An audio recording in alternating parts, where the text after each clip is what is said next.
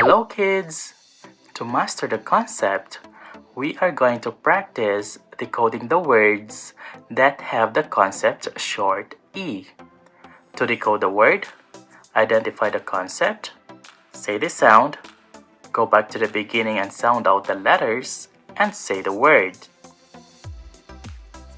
For example, in this word, the concept is E.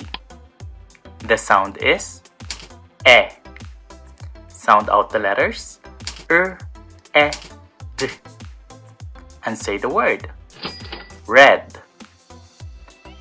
Now, it's your turn to decode the word.